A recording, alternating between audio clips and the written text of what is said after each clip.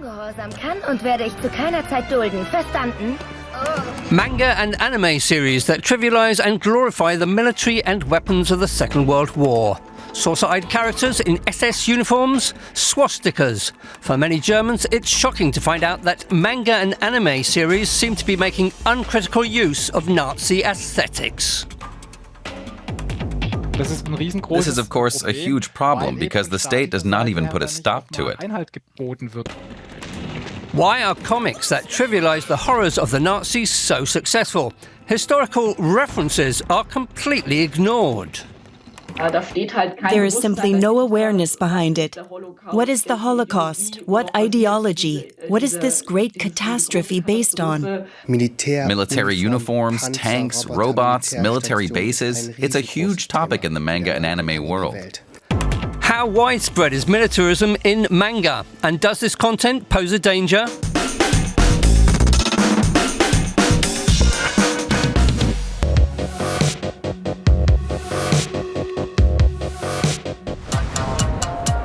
This is what the colourful world of manga usually looks like, populated by cute, saucer-eyed characters in funny costumes. They're illustrated stories full of adventure, fantasy and friendship. The manga fan community meets at the annual Leipzig Book Fair in Germany, where a peaceful and colourful cosplay festival also takes place. A weapons fetish and Nazi worship, they don't exist here. But some people have stumbled across the occasional swastika while reading manga. You don't associate it with the Nazis, especially when you come across a symbol that has such a negative connotation. You naturally look to see why it's in your manga.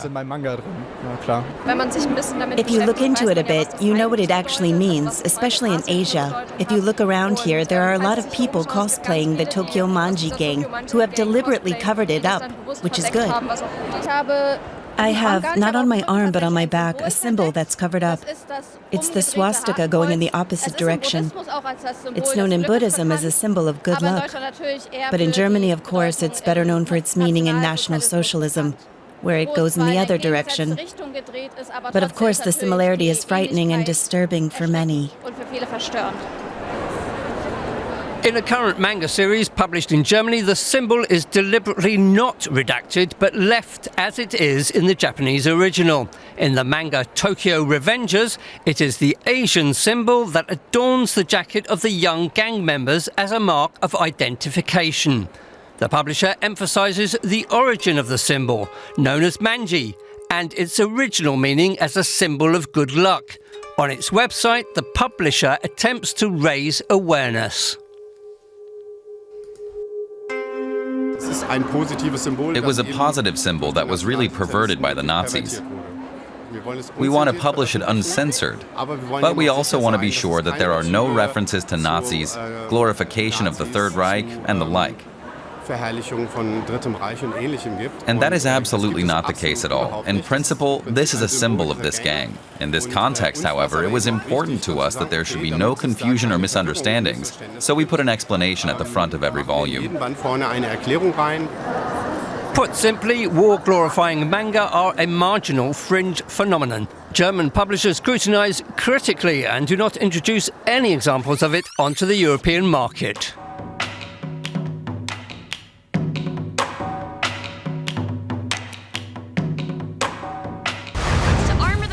Some bizarre productions nevertheless make the leap from the Japanese market into the wider world.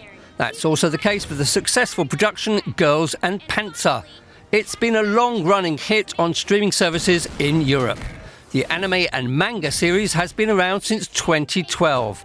Girls at a boarding school compete against each other in tank driving. It's been a mega success in Japan for years, with a mixture that fits into the current Japanese social discourse and is easily marketed.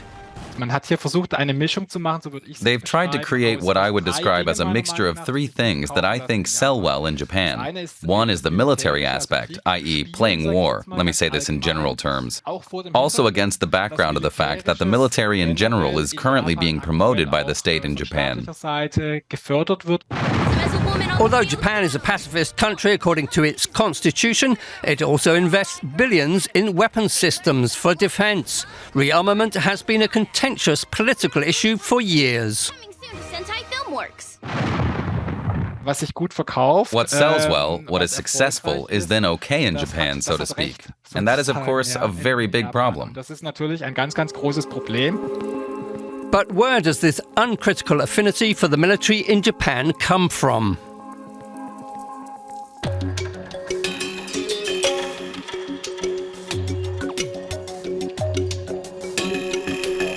In Japan, reading manga is part of everyday life. Manga is a medium with equal status alongside books and film.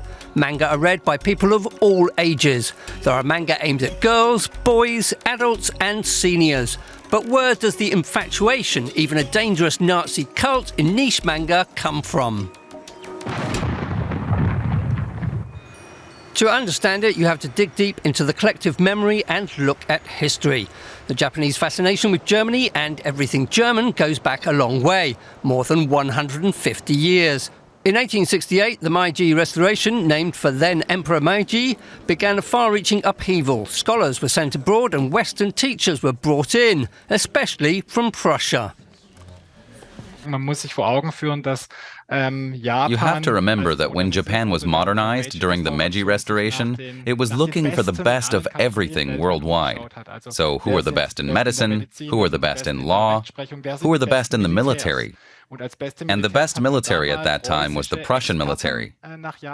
So Prussian experts were brought to Japan to advise on modernizing the military. The way the military was organized, how to salute, all sorts of things. It's very German-oriented. Even the military music is very German-oriented. Prussia became a role model in terms of warfare. The idea of the perfect military was shaped by Germany from the very beginning.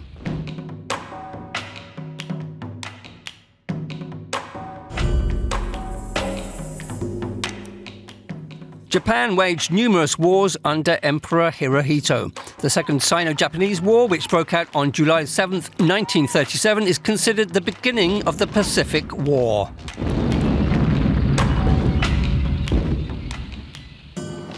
Japan and Germany became allies. The German dictator Hitler, Japanese Emperor Hirohito, and the Italian ruler Mussolini joined forces under the Tripartite Pact. The unannounced attack by the Japanese Empire on the US naval base at Pearl Harbor on December 7, 1941, marked the beginning of World War II in the Pacific. The US responded by declaring war on Japan. This war came to an end when the US detonated 2 atomic bombs above the Japanese cities of Hiroshima and Nagasaki in August 1945. More than 200,000 people are estimated to have died. On September 2, 1945, Japan declared its unconditional surrender. Japan has today surrendered. The last of our enemies is laid low. A defeated Japan was forced to adopt a peace constitution prohibiting the country from waging war and maintaining armed forces for self-defense.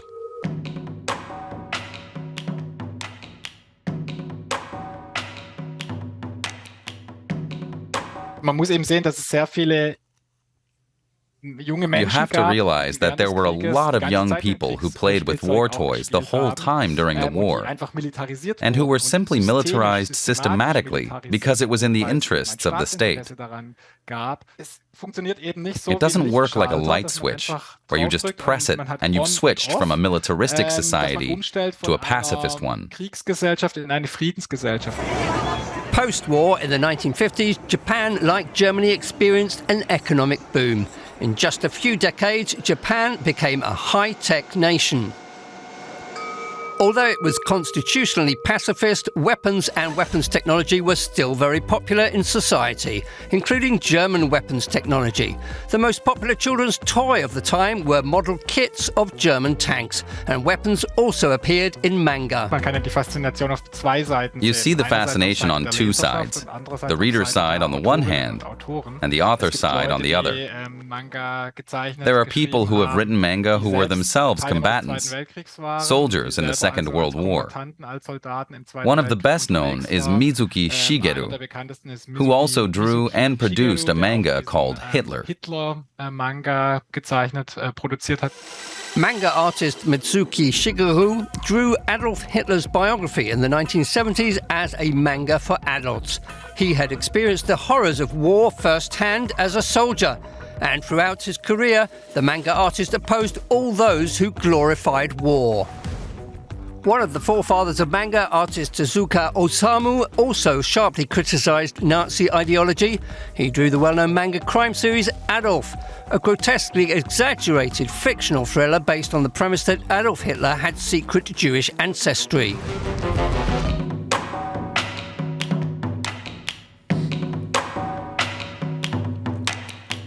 How can young Japanese people do this? Openly flaunting the Nazi aesthetic? Ignorant of the unimaginable atrocities committed by those who wore these uniforms. These girls think, ooh, these uniforms are kind of sexy, and I'm not really interested in the inhuman ideology behind them. The trend has been around for a long time. It's an ongoing discussion in Japan, this fascination with militarism.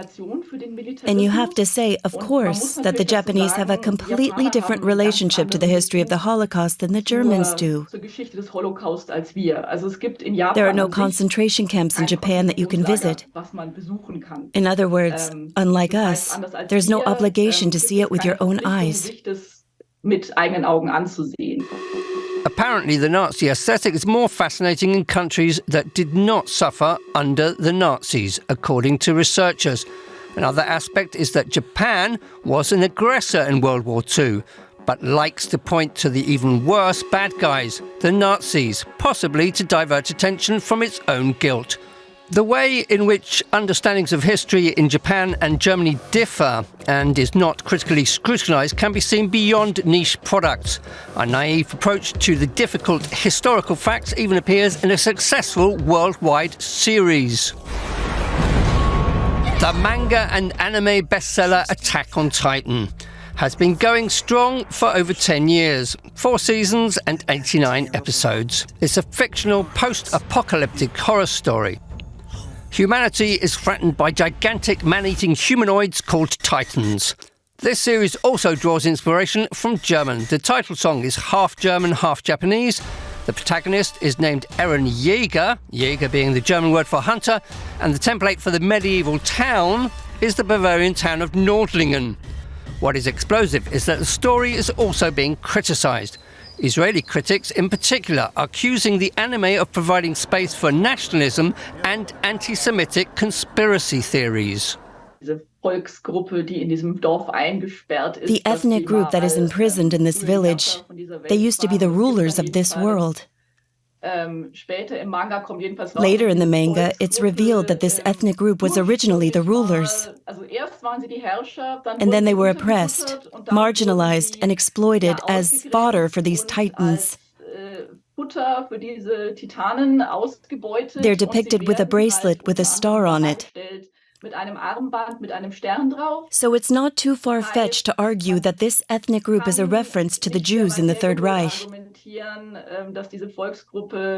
And if you consider that this ethnic group was originally the ruler of the world, then it's not a far leap to say, okay, that reminds me of anti-Semitic conspiracy theories according to which the Jews would rule us all. The marketing for the show showed little sensitivity for the controversial aspects. Armbands were set to be launched as merchandise in 2021. After an outcry, including from the fan base, the items were quickly withdrawn. But fans defend the series. They say the allegation that it has nationalistic undertones misses the complexity, arguing that Attack on Titan criticizes fascist structures, racism, and propaganda. They say the series opposes historical revisionism and violence, that different positions are expressed, and that it is repeatedly emphasized that the monstrous is inherent in every human being, not just certain ethnic groups. Despite the controversy, the anime series has broken streaming records, influenced pop culture, and sparked discussion for 10 years. This may also be due to the fact that it leaves room for interpretation, rather than providing simple explanations, a characteristic of almost all manga.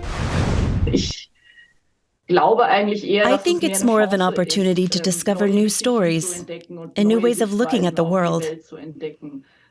You have to remain critical by all means, but you shouldn't demonize it all now. Manga is destroying our society. No, that's nonsense.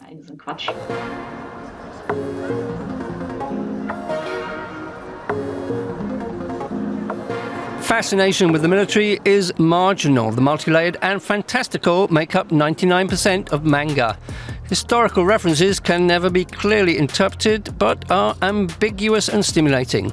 Most anime and manga series last for decades, and their audiences grow with them. But the mostly young manga community is interesting for advertisers. How do their experts feel about the dangerous content? How do they assess the audience and their ability to judge? Military uniforms, tanks, robots, military bases are a huge topic in the world of manga and anime, both stylistically and aesthetically. But if you take a close look, you'll notice that the genres that especially use these codes in particular are actually critical of the military. Things are often more differentiated than you might think from the outside, because it's just drawn, it's just a cartoon, it's just animation. But that's naive. It's exactly the opposite. It's exceptionally deep. So I actually see the fandom as very open-minded and very progressive. And that's why I think this critical view is present. Otherwise, we wouldn't be discussing these series. The subculture is a growth market with great potential, no longer just a fringe phenomenon. The market we are dedicated to as a company is currently worth $250 billion US.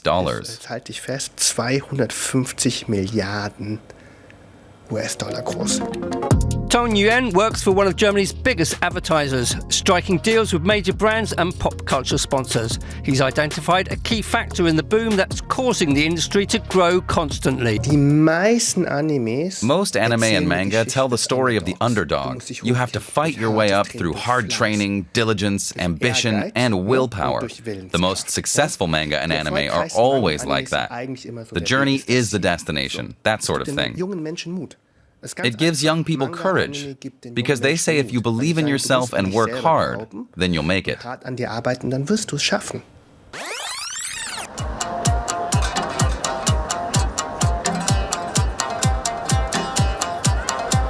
The themes in manga are diverse. Some break taboos with relish, but also ignorance. Even if a critical look at some series is necessary, one of the main characteristics of manga remains their complexity. Manga polarize. Images of women and the depiction of violence are also topics that provoke discussion. What do you think? Manga, an important free space, or deserving of more critical observation? Let us know in the comments.